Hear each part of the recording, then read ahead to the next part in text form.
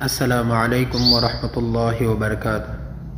دوستو، میرا social media پر آنے کا مقصد اسلامی تعلیمات کو لوگوں تک پہنچانا ہے۔ اس کے لیے مجھے آپ کی سپورٹ کی ضرورت ہے۔ ویڈیو پوری دیکھیں اور اگر ویڈیو پسند آئے تو اپنے دوستوں کے ساتھ شیئر کریں۔ شکریہ۔ رسول اللہ صلی اللہ علیہ وسلم نے ارشاد فرمایا، میدان حشر میں 10 افراد کے امیر کو بھی اس حال میں لایا جائے گا کہ اس کا ہاتھ گردن کے ساتھ بندھا ہوگا، حتیٰ کہ اس کا عدل اسے آزاد کرا دے گا یا اس کا ظلم اسے ہلاک کرا دے گا۔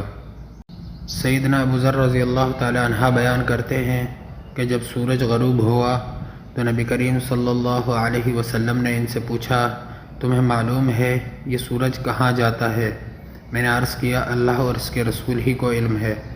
آپ صلی اللہ علیہ وسلم نے فرمایا، یہ جاتا ہے اور عرش کے نیچے سجدہ کرتا ہے، پھر طلوع ہونے کی اجازت چاہتا ہے تو اسے اجازت دی جاتی ہے، اور قیامت کا وہ دن بھی قریب ہے جب یہ سجدہ کرے گا تو اس کا سجدہ قبول نہ ہوگا، اور اجازت چاہے گا لیکن اجازت نہ ملے گی، بلکہ اس سے کہا جائے گا کہ جہاں سے آیا ہے تھا وہیں واپس چلا جا۔